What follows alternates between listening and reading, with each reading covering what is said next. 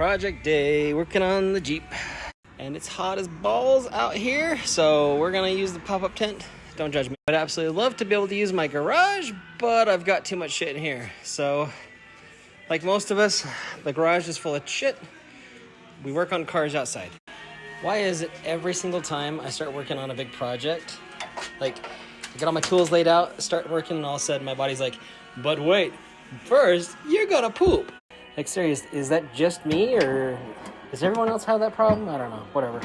So, issue we're working on today, these back brakes were locked. I feel like they were locking up and grinding. So, we're gonna get in there. It looks like definitely missing something in there, so let's figure out what's going on.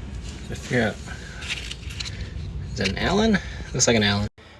Well, this doesn't answer my question of why it was grinding so much, because we still have a little brake left. Not much, but a little. So I don't know if the piston is binding up or if maybe something in the e-brake was binding up. So let's pull this apart and see what the hell's going on. And of course the rotor does not want to come off, I think because of the parking brake, so we're going to have to try and mess with that. And of course I ran out of time today, so we'll come back tomorrow. I gotta work. But that was what was holding up the disc. It was the parking brake was adjusted too tight, so it wouldn't let it come off. As far as why the piston is locking up though, I think, I did a test and I know I've got back brake fluid. So my next thought is completely drain all the brake fluid, possibly tear apart that piston and see if it's moving properly or if there's something wrong with that and it needs to be rebuilt or replaced. Stay tuned. It's a new day. Let's go work on it. And it's fucking raining. Utah is bipolar. New day. It's nice weather again, although I wish it was as cool as it was when it was raining. So these rotors fail. They are not thick enough anymore, so they're only 0.35. Minimum is 0.375. So I gotta get new rotors. All right, so the piston itself looks pretty good on the inside. There wasn't any corrosion that I could see, and the actual piston cup looks good, nice and smooth. I don't see any major abrasions. One thing I did notice though is these guide rods. The inside of this was dry, so we're gonna put some doobie doobie in there and see about getting that to go through nice and smooth, because right now it's got a lot of push, so it should just go nice and smooth like this now that this one's lubed up. So I'll play around with that and see if that was what was problem. Important note, if you're trying to test fit your piston back in the piston cup back in the piston, it gets stuck. If you decide to use air pressure to pop that little bastard out, tone it down a little bit. Don't use 110. Otherwise, that will happen. Time to spend some money. All right. So, opted to take the safe route where these brakes are 23 years old. So, went ahead and got new caliper for that one that busted and was seized up. All new rotors, got new pads. So better safe than sorry, but had to bleed the fluid out anyways, and then get some new fluid in there, get all this stuff put together, and see if she works. Brought my BAF out here, keep me cool because it's about 100 degrees. Feels so nice. Although it's a little bit like having a hairdryer blowing on you. Okay. Important note when you use one of these brake fluid testers, these apparently are only good for DOT 4 is my guess, because I'm testing this straight out of the bottle and it's reading bad, which is what caused me to say, okay, I need to bleed my brakes. So That tells me that my brake fluid probably isn't as bad as I thought it was. So I don't need to completely bleed all my brakes. I'm going to put some new fluid through it though, but that frustrates me. Just so you guys know, if you have an older vehicle that uses DOT3, brake fluid tester, not going to work for you. All right, here we are on the front. This one is actually looking pretty good. The brake pad was good. I measured the thickness compared to the new rotor, and it's about a 0.5 millimeter worn down, but it still has about 1 millimeter left of use before it's bad. So I think we're actually just gonna give this one a light brush and keep it. Save ourselves a little money, but we'll swap out the brake pads. All right, got that one just resurfaced a little bit, so just these outer edges here, and just knocked the rust off of some of that. It's nice and smooth. And so again, this is like 26 millimeters, and this is like 25.78 millimeters. So super close to brand new. Got that all busted apart. Sandblasted this so I can lube that up for my brakes to slide, so those don't lock up. And most importantly, lubed up those little pins here, because those are what the culprit was on the back brake. These ones weren't lubed very well either, so definitely important to make sure those slide back and forth really well.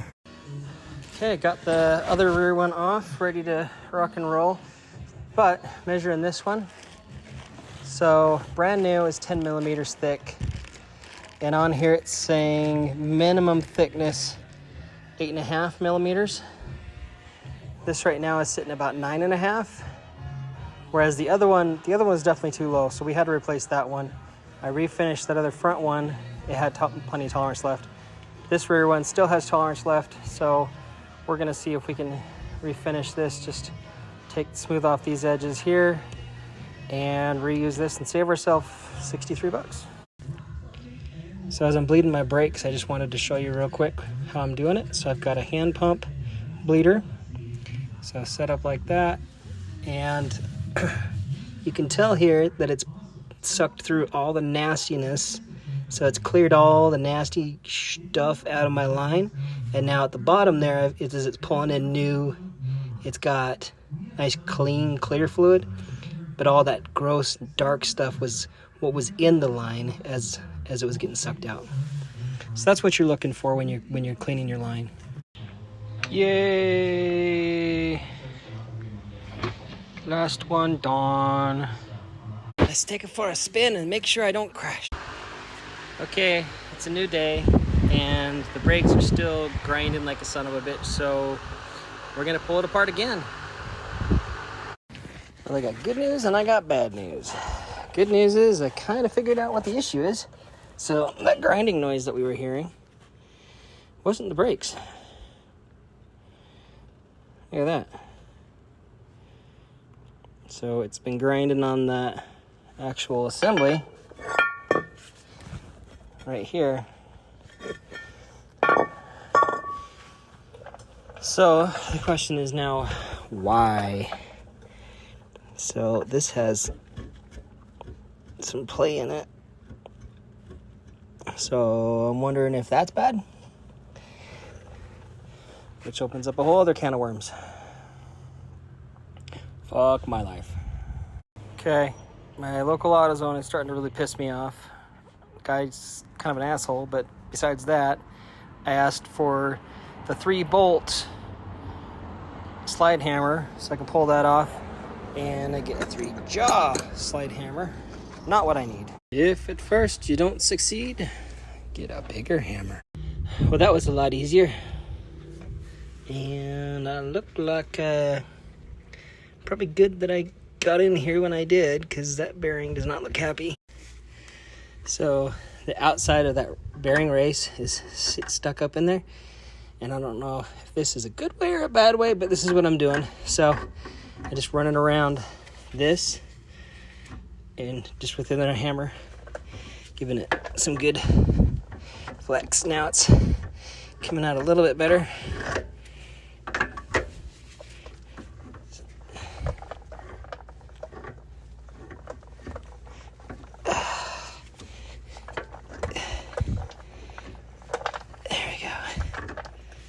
Little by little.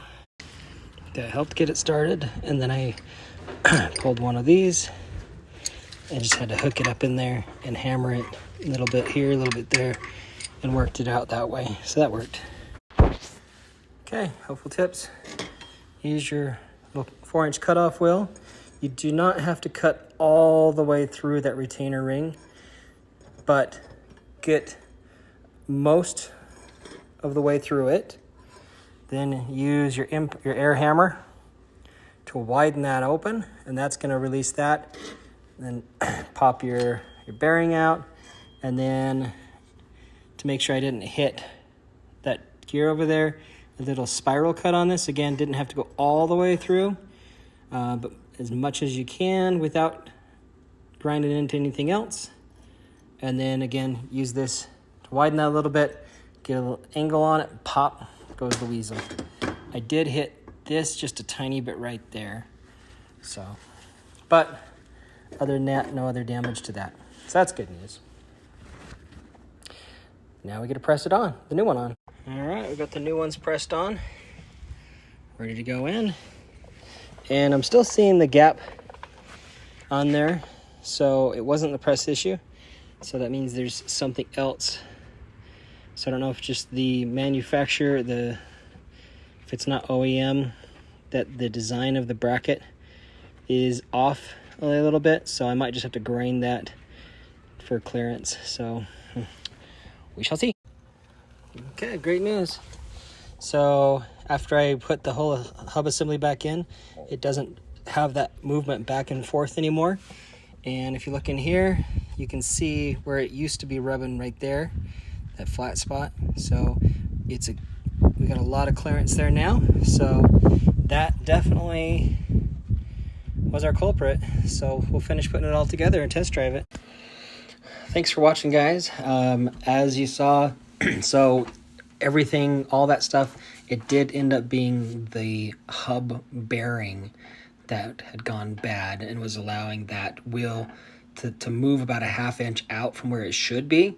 So if anyone else runs into this issue where all of a sudden your brake's grinding but your brake pads are good, you bled the brakes and it's still grinding, or if you see wear on like your caliper bracket, check your hub. If it has movement, if it's got play in it, pull that axle out, replace that hub bearing, and have fun. So probably going to end up replacing my other bearings since it's got 180,000 miles on it. If that one's bad, that means the other ones are probably are too. But I'm going to wait until it's not 107 degrees outside to do that. So thanks for watching. Like and subscribe. I appreciate you guys and have a wonderful day.